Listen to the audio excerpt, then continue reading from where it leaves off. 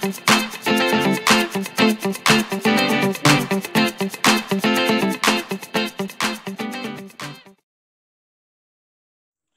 everyone, I'm Angela Chen. Welcome to our weekly International Prop Chat, episode 35. Since this is still a Chinese New Year, I'll take this opportunity to wish everyone a very wealthy and prosperous with abundance of opportunity waiting for you in the years of Ox of 2021. Unlike other episodes, today I'm going to talk about lifestyle of the migrants, okay? Well, I'm so glad that my friend Maggie Lee from Melbourne can join us tonight, especially at this hour, already past midnight in Melbourne, and she has been migrated since childhood. Hi Maggie, 恭喜发财 to you and your family. Hello everyone. My name is Maggie. I've been moved to Australia with my parents for a long time. Don't ask me how long is it because that will expose my age. All right. But first of all, as I say that we are still in Chinese New Year, I wish everyone that with us tonight, happy Chinese New Year. And then whatever you're wishing for, it will be coming true. So another word we say, 恭喜发财, is that right? Yeah. Yes, it's 恭喜发发大财. Yes, that's right. 恭喜发发发发大财. And the main thing, of course, is make sure everyone is healthy as well, because that's why we are so concerned around the world at the moment. So I do wish everyone is apart from having a wealth as well as a health. Yeah. All right. How's the Chinese New Year celebration in Melbourne? Any difference this year for you or for Melbourneese? Yes, a little bit different, unfortunately, this year because I'm in Melbourne, just in case you don't know where I am, I'm in Melbourne. With the Chinese New Year this year, we experienced a lockdown in our second day of New Year because we do have some new cases of the COVID cases.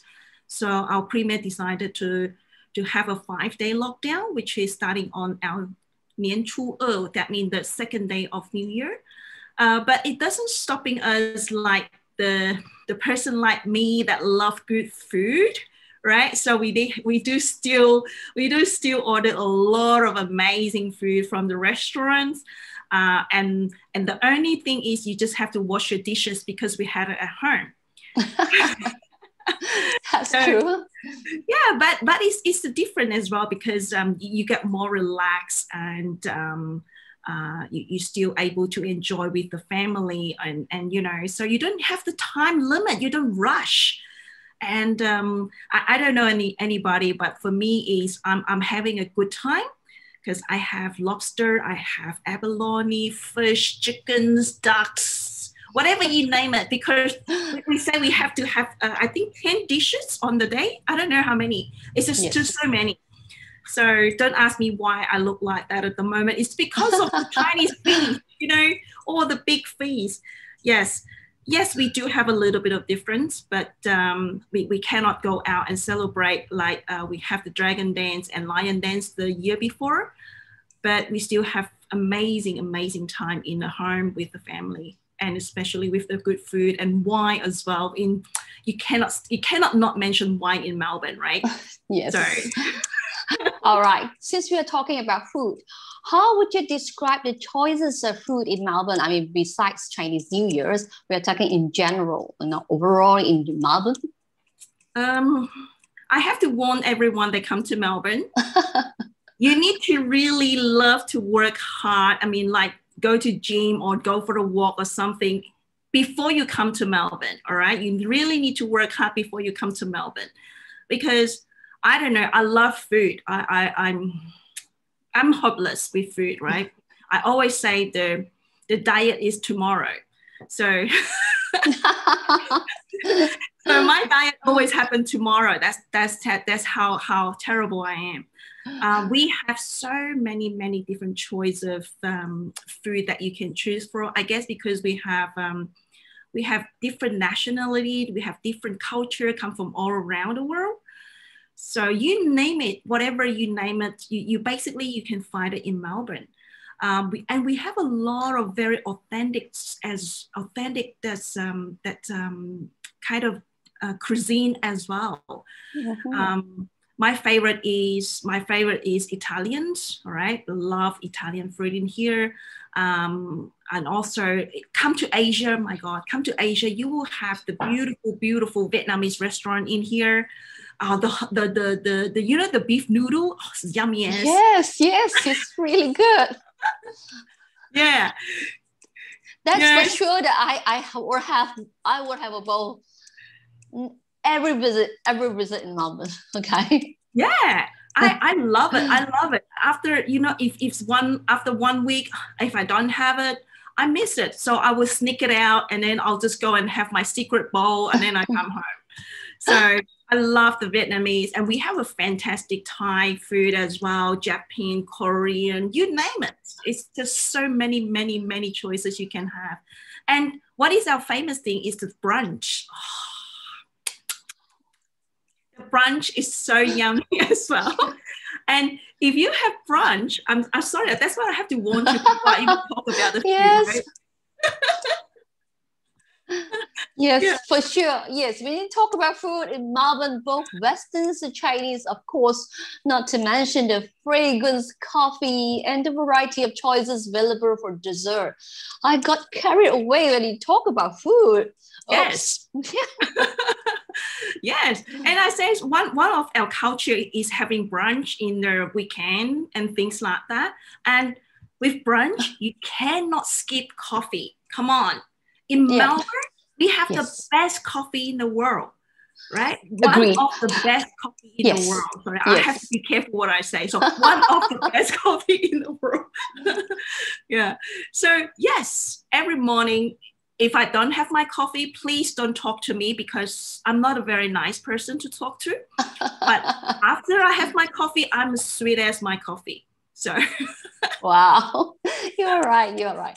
Okay, absolutely. As Melbourne today is one of the cities with most immigrants, what do you think, or how do you say, what do you think are the main reasons for such occurrence? I mean, could you share some based on your perceptions? Yeah, I guess I can share maybe a couple points with you because there's too many. I'm sorry because I'm obsessed with my city. I've been lived here forever. But I love to go back to Malaysia as well because I love the durian. I love food. Don't start me with food, all right? We stopped it. We talk about Melbourne now. We're back to Melbourne. Yeah, as I say, like Melbourne has been selected as the most livable city for so many years. I think it's 6 or 7 years continuingly. Yes. So that must be a reason. There must be a reason why we are so popular and people love to come here. I think one of them is the lifestyle is so free. You don't have to compete with people. You can do whatever you want. You can wear your t-shirt or you can wear your nightgown. Nobody care, right? On the street, you can people wearing the big jacket that's like winter, but also people wearing single as well in the summer. It's ridiculous, but that is the culture. Nobody really care what you do or compete with you or have a color glasses on you or something like that. No, you can live your life so freely. I think that's one of the lifestyle that people love about. Yes. I guess the other thing is, I don't know, I love the weather. It's not going to be too hot. It's not going to be too cold as well. I don't have to worry about after the snowy night, I have to go and sabu all this bloody, all this snow out the door on your car or things like that. So, but again, when you talk about Melbourne, everybody says it's the worst weather in like most cities. It's just Melbourne, because Melbourne actually can have 4 seasons in the day. One of the. But you like it, right? that's excitement bit. Hey, life is too boring. Like Malaysia, you got every day 30 degrees. Come on, you got no surprise. Only the rain or the hot. Right? Yes. So you got no surprise. In Melbourne, morning we can be in the like spring, and then we go into summer because it's so hot in the middle of the day, and then suddenly got cold change, go to autumn, and then at night you go into winter. It's so cold. Yes, yes. So no, I guess you get used to it, and then you know what you're doing. Like you're going out, we always have a jacket with us just in case it's change. Yes. I guess also because of the freshness, it's not about just the changing of the weather. You can smell the freshness in the air. I think that's one thing as well. But also that is another thing that's very critical as well, that we have a lot of migrant is because I think we have one of the best education in the world. A lot of people come to Melbourne. We have the famous University of Melbourne, and we have all others as well, like RMIT, Monash, Deakin, Swinburne, whatever you name it. We got so many good secondary school, even though primary school go down to, right? So we have one of the best education system in the world. I can claim that as well, right? So as you can see that people coming for a lot of parents that actually come to Australia or migrate to Australia or accompany the little one to Australia or to Melbourne especially because they're trying to give them a better education system. And that is one very, very critical I can say that it's critical factor as well. That's why Melbourne is so popular for migrant, for people who love to come in as well. Doesn't matter they're for visiting or I don't know, maybe have a wedding. I don't know. Yes. All right. So for those people who just join us, welcome to our ITC again. And tonight I have Maggie with me. She's the managing director in a real estate company, and she's also a developer in Melbourne. Time to time, she has advised me and updates me all the hotspots investment area in Melbourne. I mean, that's what the friends for, right? Just kidding. I know that the property market in Australia is holding strong and providing fantastic opportunities for new home buyers. So can you tell us the situation of the property market in Melbourne now? I love this topic because apart from food, I'm telling you, the second topic that blinking my eye will blink when I talk about is property. I love property. Because I've been in this industry for now it's come to my 17 years. So it's been a while I've been working in the property market. This year is a very, very, very, very, I say, very funny year, right? Because of the pandemic, because of the lockdown, because of what's happening around the world, we don't actually see our market going down, but actually going up and strong, and it will keep going. That is a lot of factor actually why this is happening. I think one of that is the stability of the government. I think that is one can be holding why the market is so strong, and also because of a government has been giving out a lot of good incentives just to help the market as well. Like before the end of 2020, if any first home buyer buying the house or first when they're buying their first house, you can get so many incentives like for half stamp duty, or government giving out like the grant, a lot of incentives been happening as well. So that could be one of them. Yes. And that is the big factor of what's happening to the market as well. And even though like with the restriction of the traveling, we also still have a lot of investors from overseas.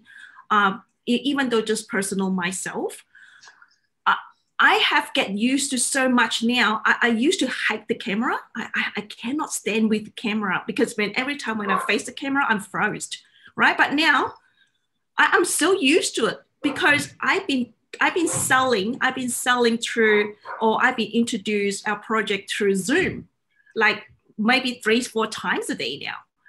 So now people start get used to the new norm, what we say, the new norm of how this is actually working now.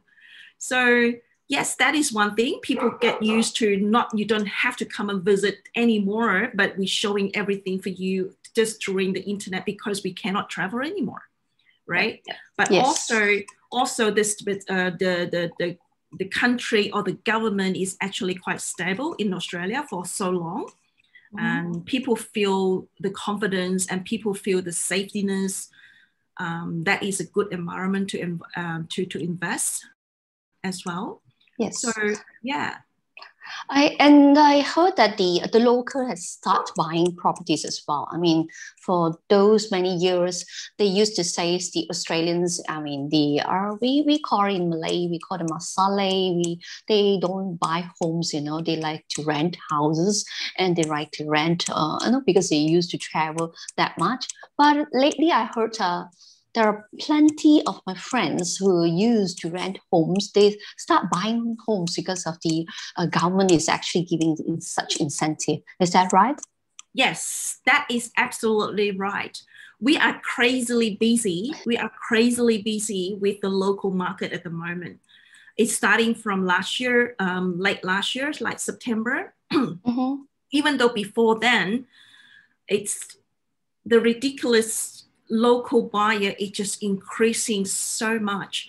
As I say that because, first of all, because of the incentive, then you can, even though just starting with 5% deposit, right? Wow. And, okay. Yeah, and the government helping you with paying the rest as well, and you can slowly pay it back. That is one thing. And another thing is they're giving so much money, like as I say before, then we have a home build grant. That's 25,000, and then plus if you are a first home buyer, you got another 10 or 20, depends on where you buy.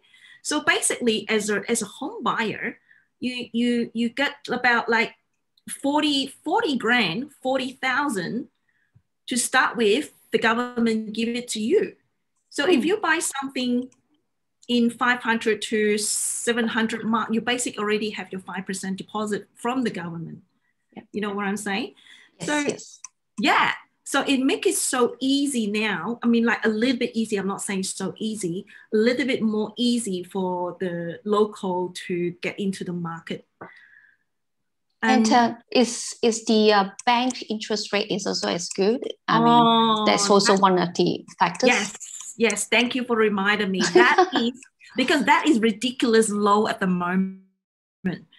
You can actually get it like less than 2%. Wow. That is really nothing. Good. Yes. That is nothing. And then you can even lock it for 5 years or whatever. We don't see the interest will be going up anytime sooner. So that is what very, very big factor as well, that why everyone go into the market, because the repayment is cheaper than the rent. Why you're not buying a property if you and also the government helping you with the down payment as well. So can I actually say that for a mid-range market, or for that matter low range, it's actually no effect. I mean, it doesn't affect at all at this pandemic. Only on the much higher, you know, we are talking about millions and billions of those type of penthouses or, you know, mansion. That were probably one of the costs that to distribute out. Would that, can I say that? Yes. Literally for the low to low medium and kind of property, because that is the property for, I can say, like 70% of the population or 70% of the people who are in the market to buy can afford. So that is, and also with a lot of help and incentive, that's we don't see a very much, how do I put it? It doesn't have any big effect on the demand and supply on there. We actually get very, very short on the stock for that kind of that stigma, right? But with a little bit higher ranking market, it also depends on where they are as well. So if for those areas that haven't really have a good price increase before, they might be on the whole situations. Then some of the area, it can be have a little bit of downturn, which is they might be losing about 10%. Yeah, that's but pretty low. Yes, it's pretty low. Depends on the area as well. If you do have a good, we always say location, right? Yeah. So if your property is in the right location, doesn't really matter if it's in a bad time. It might be just hold for the price. It's not gonna go crazy, but later on it still will go up. So it really depends on where you're looking for. So location is really, really important. And that is one of the things I am very concerned as well when I'm doing my project or when I'm selecting my project. So just to make sure that is a potential for there for the future growth. And it doesn't matter you buy it for investment or for your own home, because that is convenient for yourself and also for your tenants, then you have no trouble whatsoever. Okay, so are you saying that people from the local has started to from renting start buying right now? Then can I put it that way? I mean, just since the incentive is so great and the government has actually encouraging the locals to buy, so would it be one of the reasons the properties going up is reason is because bank loan interest is low, and then the encouragement of the first home buyers and so on? Would that be one of the factors that also you can put into the property market in Melbourne currently at the situations is increased? I mean, not much of the downfall, especially on the mid range or the mid low range. Yes. That is definitely the right way to put it, right? Because as I say, the people who don't want to buy before is not because they don't want to, it's because they can't afford to, right? For now, because it's actually a good time to take on the incentive, the interest rate, and the low deposit, and now suddenly they can afford it, right? So then these kind of people before then they're thinking, no la, I can't afford it. Then I can only rent. But now suddenly the opportunity is come, and so they jumped in. Yes. And that is also filling up the gap for what happened for the economy slow down, and then people will think that the property market will actually go down, but unfortunately or fortunately for a lot of people as well, right? Hey, this is a good chance because we got all this incentive, lower interest rate, lower deposit, and all sort of thing in here. And with a big chunk of money the government give it to us, if I'm not buying now, if I have a steady job, I must be something, ding ding, right? Yeah. So you are saying that if someone's have one property, you probably have 2 and 3 right now. And for those people who have no property, is starting to buy one. Yeah. So anyhow, you still increase. Yeah, that's right. That's right. Yeah, that's absolutely right.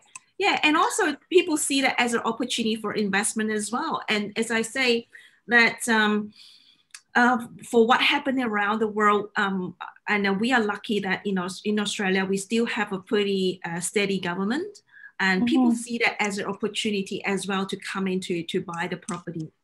So we do have not just for the local. The local is basically for my area, because I specialize in house and land with the landed property, right? So then for this type is a lot of them is 70% is a local buyer, and then 30% is still overseas buyer from all around the world. All right. So are you saying that the overseas buyers usually look at the suburb, or they are also, or look at CBDs, because most of the time when we talk in our program, we tend to talk it and then everybody thinks that we talk is right now, is this the right time? We have Maggie from all the way from Melbourne. We can tell you nothing but the truth.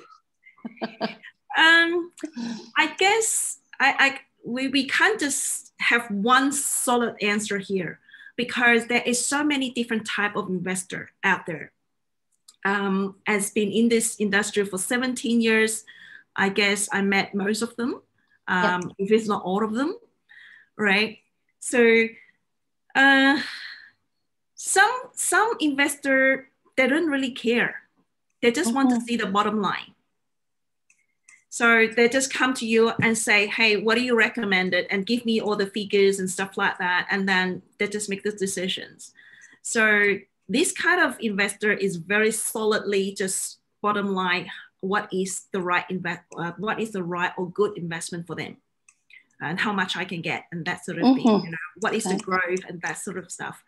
And some investors, they are love to invest to somewhere they know, or somewhere they're familiar, somewhere they feel comfortable. It's different. And some investors, they love to buy around in the CBD or around in the city metropolitan area. But it's no right or wrong. It's really no right or wrong. It depends on what is your purpose and what are you looking for return. Either you're looking for capital or you're looking for rental, cash flow, then, and that's how, because my background is financial planner. So I talk a lot of rubbish when I talk to my customer. Figure, you talk about. Now I ask them a lot of questions because I want to know what is the purpose, what they're trying to achieve for this buying or for this investment, because everyone is different. Yeah. So yes, as I say, investor, it really depends on what you're looking for. And then I think Melbourne have quite a lot of choice that you can choose from. But I think the news is not new anymore. And our four bank, which is very conservative bank, if you don't know them, they are Commonwealth Bank, ANZ, NAB, and also Westpac Bank. Last week, I think just this week, Sunday. This is Saturday now, Friday. Sorry. So just early this week, I lost my day. You suddenly looks very happy. You can't remember which day already. Seems like it's still on the second day of Chinese New Year. Yes. I just started working yesterday. So that's why. Yeah. So yeah, this week our four bank actually announced that in the next 2 years, Melbourne property gonna go up for 16%. That's 16. That is a lot. That is a lot. Yes. And the last 2 years, they actually predict that the market gonna go down for 35%. It's ridiculous, right? And then last week they changed it again, and the market will go up to 16%. So I think we actually see that this is gonna be a really, really good potential for the next 2 years. So viewer, you hear that? It's not me who say that. Maggie Lee says that. The developer says that. Okay. The financial planner even says that. Okay. Record that right time to invest right now. Right time. I still say right time. Okay. Yes. I think so, because as I say, we were shocked as well when the bank actually announced that, because they always give you the bad news, right? They never give you the good news. So we and then I'll start talking to a few of my banker friends and say, hey, what's going on there? Because they say, no, that's no choice, because what happened to the QE? Every country just print the money now. So where are they going to put the money, right? They can only put in a few things, which is property or gold. So the property have nowhere to go but go up. So that is the trend. Yes. Only when you have too many properties, you think of go, right? So that you can hike some in your bed and under the bed, you know. That is the olden traditional way, you know. Keep go, you know. Under the ground. Yeah. In the tin, huh? Yes. So thank you so much. Thank you so much, for Maggie to stay with us at this hour, because for those people who doesn't know, right now is midnight in Melbourne. She is actually sacrificing her precious sleeping time with us. And please do give us a plenty of love and like for this, okay? And stay tuned with us on this international project every Friday at 9:30 Malaysia time. And I hope our informations will help you in your diversifications or your investments. I mean, Maggie has given us such informative, very fantastic.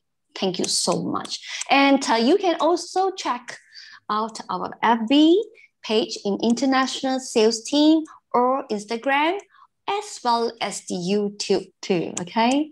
So Maggie, thank you so much, and 恭喜恭喜恭喜发财, okay? Thank you.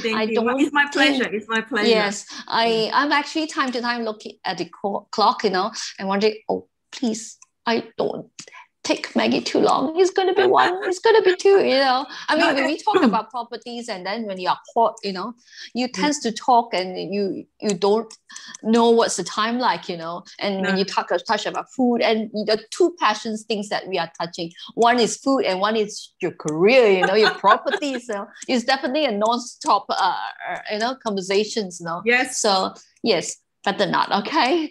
That's so right. yes. Okay, I'm Angela. I wish everyone here a pleasant night and take care. Okay, bye-bye. Thanks, Maggie. Thank you. Bye. Bye-bye.